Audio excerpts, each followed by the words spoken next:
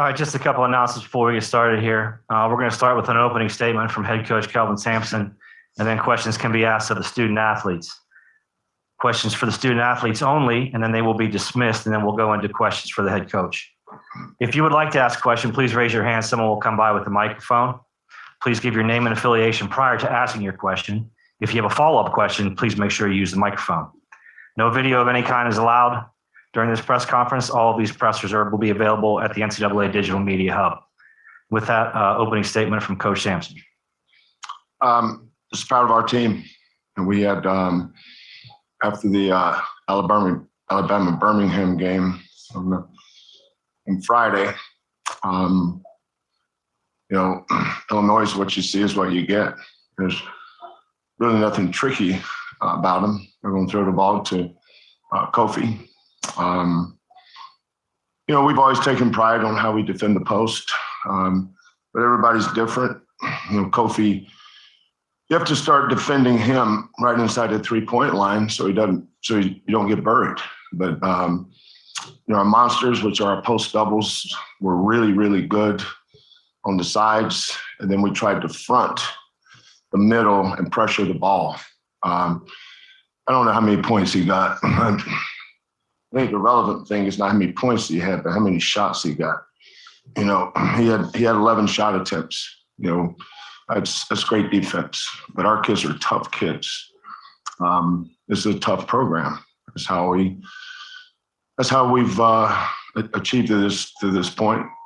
All of our players buy in, stand on the shoulders of the kids that came before them, and couldn't be more proud. You go into every game with a plan. The plans mean nothing if the players don't believe in it and execute it. I thought our execution today at both ends was really good. We tried to put them in different actions. We were taking advantage of certain matchups we felt like we could win. The story of this game is just our toughness, how hard we play in defense. We defend. We don't always shoot it great, but we're +6 on the boards. We had 15 offensive rebounds, and we held that team to 34%. Usually going to win most of those games. Questions for the student athletes, please. Chris Baldwin, Paper City, Houston. For all three of the players, what was being part of that post-game celebration like? Coach taking off his shirt and what made this one so emotional for you guys? Jamal, you want to start with that? He's an emotional coach. When we win and we're happy, he shows it sometimes too, and it's happy. I'm so happy to play for him. It's a joy to play for him. We just love each other so much that when those emotions are high, sometimes we got to let them out. Tajay? Most definitely got to let those emotions out, especially the way we work and the way we prepare for things like this in these moments. I mean, it's just an amazing feeling to come out over top and have a W at the end. Reggie? It was a good feeling seeing Coach take his shirt off and dance. This is something we've been working towards all year, so it's a great feeling just to let it out. Brian Smith, Houston Chronicle. Jamal, Coach just talked about the buy-in that he got, and he's spoken this year about how much you have evolved and matured and are a different player this year than we were last year. What's it like being on this team to where you can lose two of your best players and this team only gets tougher and tougher? And this game in many ways brought out the best in this team. I mean, this is kind of who UH basketball is right now. It's our heart. We don't want to lose and we want to win for each other. We love each other so much. These guys are like really my brothers. This goes way beyond basketball. We don't want to lose for each other. I don't get this year back with Tajay, with Josh, with Kyler, with Fed. We just want to keep it going as long as we possibly can. Joseph Duarte, Houston Chronicle. Tajay, it looked like from your standpoint, you took it personal this game. I mean, did you feel like going out there that you sort of wanted to leave your mark? I can honestly say having these guys behind me, pushing me, I mean, we all wanted this. We all wanted this push. And those guys encouraged me to come out here and play as hard as I can and be the tough, gritty guy that I am just for this team. And I'll do that any day.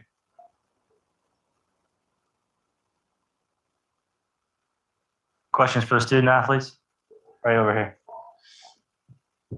Tajay, what got you going offensively today? Was it things you guys were running, their defense? What really got you going? Coach Sampson put me in isolations, and usually when I'm in those situations, I usually make a good pass or a good play. And if I can, I just try to play through the situation. But Coach put me in good spots for me to score the ball and make plays, and it just ended up working. Mike Persek, Pittsburgh Post-Gazette. Tajay, your coach was talking yesterday about your development over this past year. To be on this stage and to be able to produce, 21 points and be kind of an offensive go-to guy there, what does that mean to you? What kind of emotions does that bring out? It just shows that they believe in me, and I appreciate them more than they ever know it. Just because all those long nights Coach Q worked out with me and Coach Sampson yelling at me, it just shows that he just wants it for all of us. All the coaching staff, they want it for all of us, and they know who they recruit and they know what we can do, and they just try to pull it out of us every day in practice, in the film room, even at 7 a.m. when we have to go through walkthroughs. They just energize the guys, and they just come every day, and it's hard to not be on the same level as them when they come like that every day. Last question for the student athletes right down here. Joseph Dykes with Blue Ribbon Basketball. Jamal, guarding Kofi is a team effort. And I was wondering, as a guard, what is it like helping on Kofi and being part of that team construct? Coach made a lot of emphasis that, the easier that they can get the ball to Kofi, the easier it is for him to score. So, for me personally, just get out in pressure and make it as hard as a pass as it can be. So, my guys like Reggie and Josh, Fabe and Jaywan don't have to go through so much and put it all on them. It's a team sport. It's a team effort. We just want to help them as much as we can. Thank you, gentlemen. Appreciate it. Good job, guys. All right, questions for Coach Sampson, please raise your hand. Start back here. Brooke Pryor, ESPN. Kelvin, the tech that was called on Illinois in that dunk, you guys already had momentum for a lot of the game, but how much did that just keep it with you guys and not let them kind of get back in the game in that moment? Yeah, I didn't see the play. I was onto something else. Then I looked back and he called a technical. I think I was just so much in the moment. I think that was irrelevant because of our defense. Our defense was so good. The one play, technical foul, had nothing to do with how many stops we were getting and the loose balls we were getting. The way our kids play. Some of you probably haven't seen us play this year, but that's where these kids practice. So had they not called that a technical foul, it wasn't going to alter the way we played one way or the other.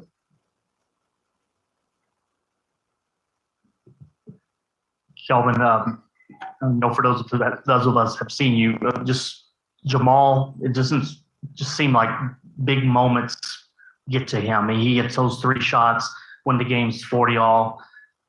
Does it ever, that this kid's still a freshman, sophomore, that he's on this big stage and. No, he's not a sophomore. He's a 19-year-old freshman.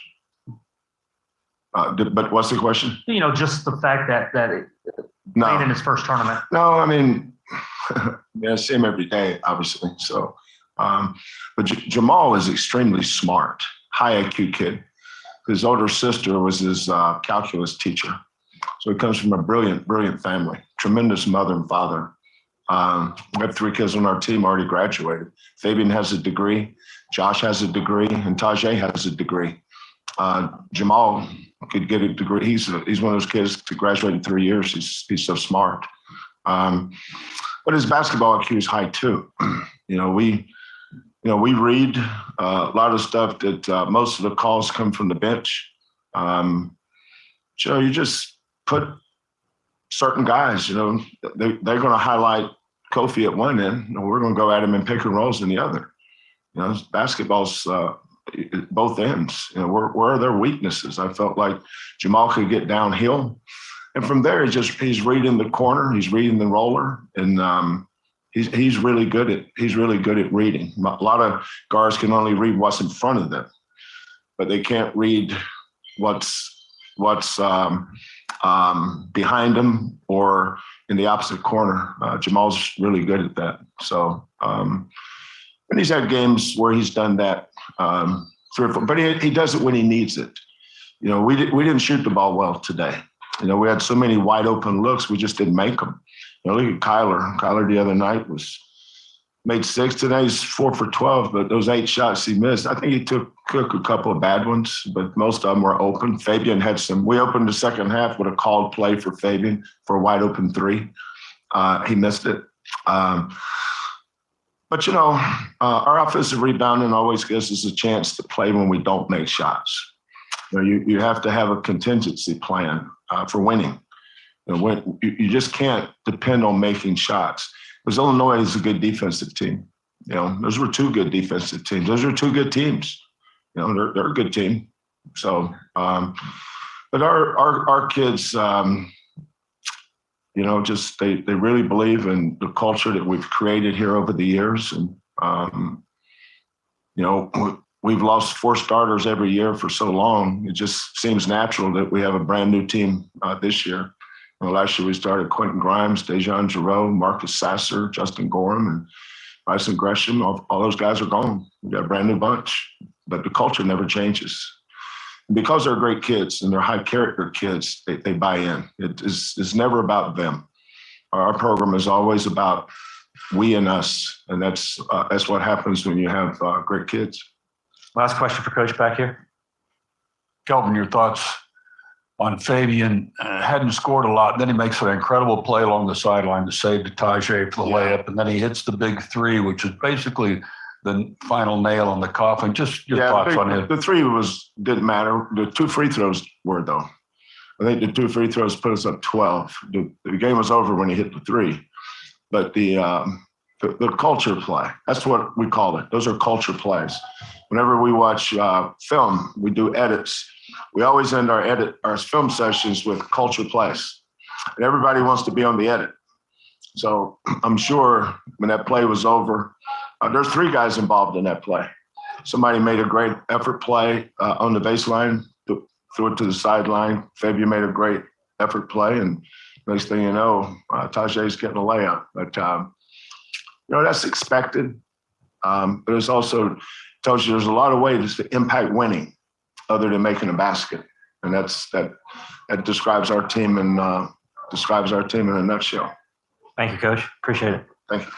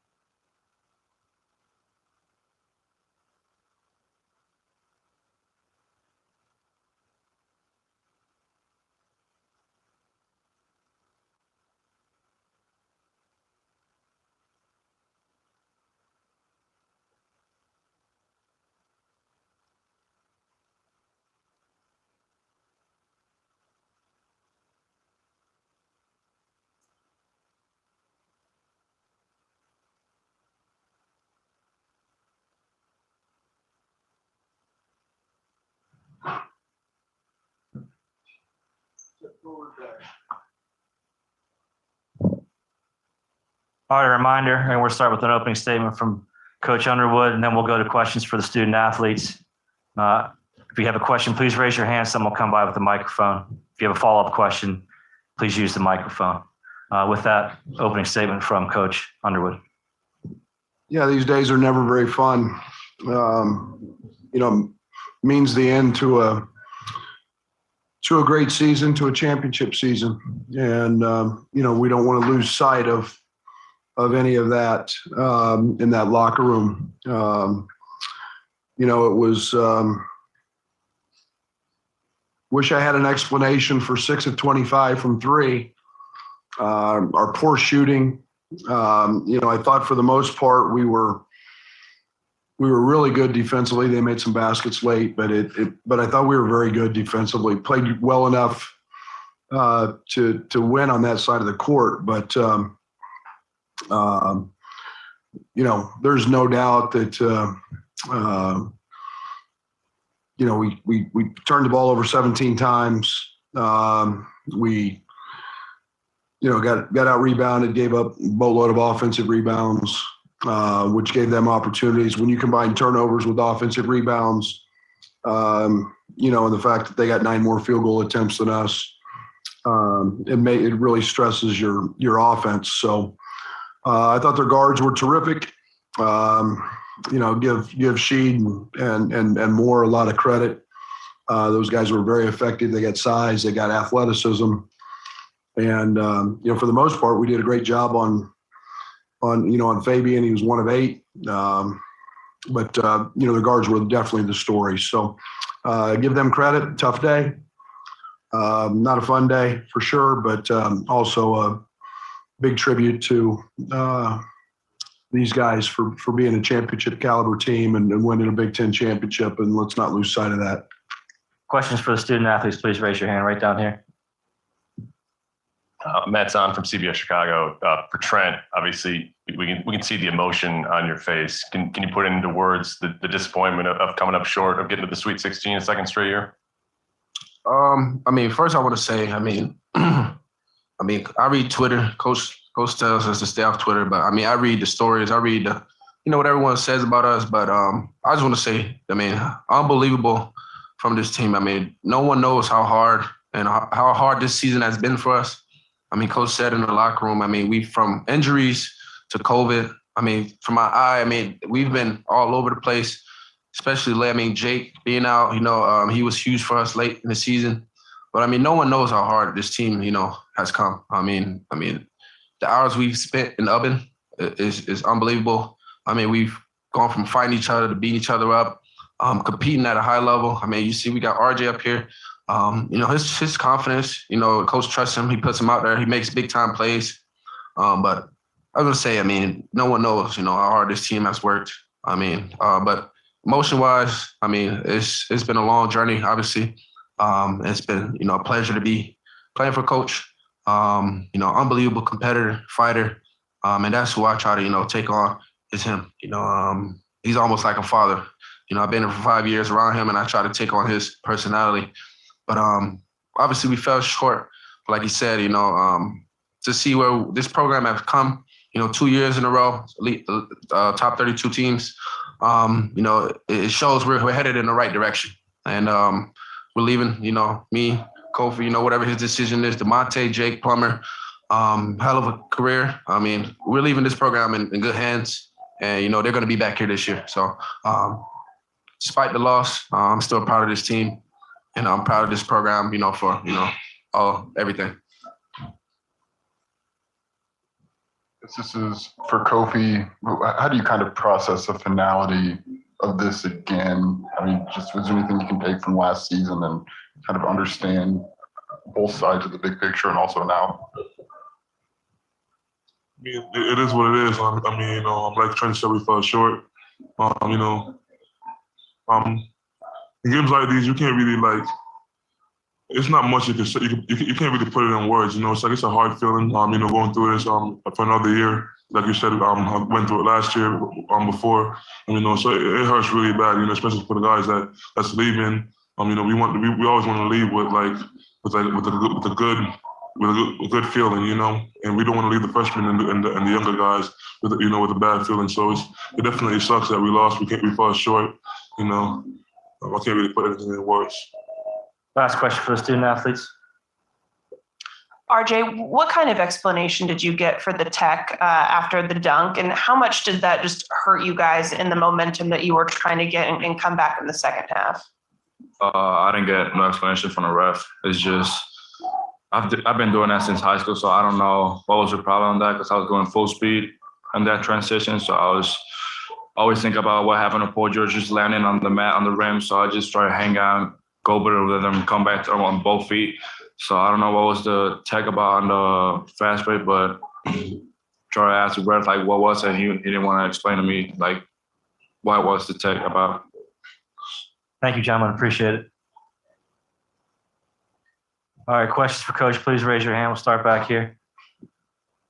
Jeremy Warner, I want to inquire. Brett, it seemed like Andre had something with the refs before the game, and then he didn't play the final 26 minutes. So can you explain the thing with the refs and just why he didn't play the last 26 minutes? He had the same stuff he had on Friday night, or when did we play? I don't even know. Friday. And went through it with warm-ups, and that was a piece of gear. And then they told him he couldn't wear it. So that's all I know.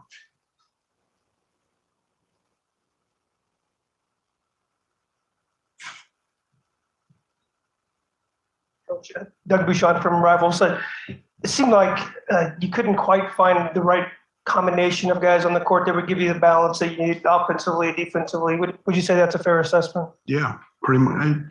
Guys, we miss Jacob Grandison. Jacob Grandison's our maestro. And Jacob makes everything go for us on the offensive end from his position. And, you know, it's not only do we miss his shooting, we miss his passing. He's an elite passer. I mean, look at his assist totals and look at those passes and where they go. Most of them go to Kofi. You know, we miss that. And then his versatility, because he can play multiple spots. So, you know, it's been juggling, and Luke and RJ were terrific. And you see the future. You see RJ's just talent and his spontaneity and being able to go make a play. You see RJ or Luke's ability to go jump up and make shots and compete. So, but yeah, you're fighting it. I mean, they didn't guard Coleman. They let him shoot it. And, that's an area where he's got to, he's a really good shooter, but he's got to believe in that. And, all of a sudden Luke jumps up and starts hitting him. You got to play him. And so it's, we miss Coleman on the defensive side and we needed we needed Luke on the offensive side. So yeah, it was a juggling match all night. But again, that shows how much we miss Jake. Back here. Coach, obviously RJ with the huge play, the huge dunk, and then the tech. What do you tell your team to try and keep them inspired and that fiery passion after that? I mean, after kind of all that emotion after that play. Yeah, it's deflating. You make a play that changes momentum of a game. And then to have that called in that moment, and I can't wait to see it. He told me he should never have called it. But in the moment he calls it. So maybe, I don't know, maybe it's personal. I don't know. But for that play to be called like that, when a kid's got a full head of steam going 100 miles an hour, and we all talk about safety and well-being of student athletes, come on. And then to kill momentum like that, horrible. Brad Metz on CBS Chicago. Just to follow up on that first question, what went into Andre Curbelo not playing in the second half? Coach's decision. Steve Greenberg, sometimes. Brad, playing the freshman, did that begin as you sort of casting a line to see if you could get some nibbles with it, or did you decide we can't win unless I put these guys out there for real? Both. I mean, we needed to make shots. We got great shots. We just couldn't make them. We weren't making them. And, it's frustrating to put yourself in a position to get wide open. We make really good plays.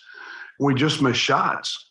And, you're looking for anything that'll spark you. I'd made up my mind that we had to go a little deeper in this game anyway. But, RJ's spontaneity and his athleticism, I knew we would need in this game.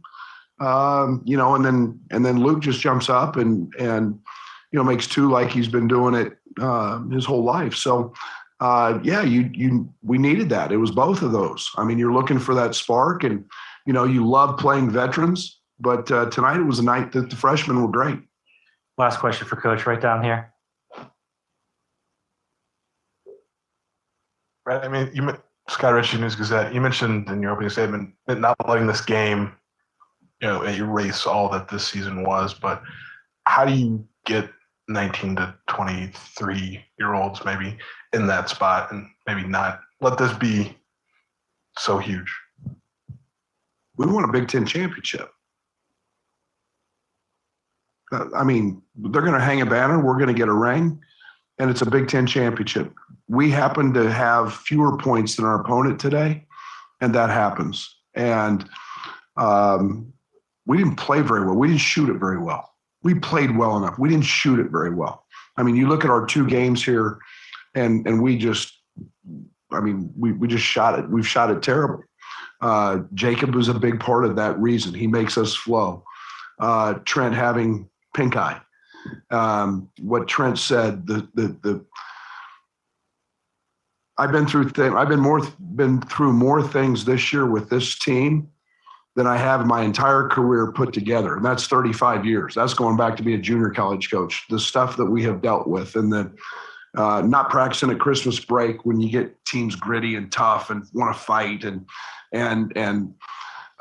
not practicing. We're probably 20 practices light of what we were last year, and at big times, and without players in any constant flow. And so on one hand, I'm disappointed, and on one hand, I'm just ecstatic as heck that we got a group to stay together, stay connected, and be able to win a Big Ten championship. And unfortunately, we had a couple injuries, and Trent played through it. And Jacob's shoulder was pretty severe, and he tried. But sometimes the ball doesn't bounce your way, and you don't get the breaks that you need. Last year, we were blessed. But at the end of the day, we got to be better, and in this game. And we'll continue, like I said, only thing I know to do is keep getting back here. And, you got to have matchups. You got to have good team, and doggone it, today wasn't our day. Thank you, Coach. Appreciate it.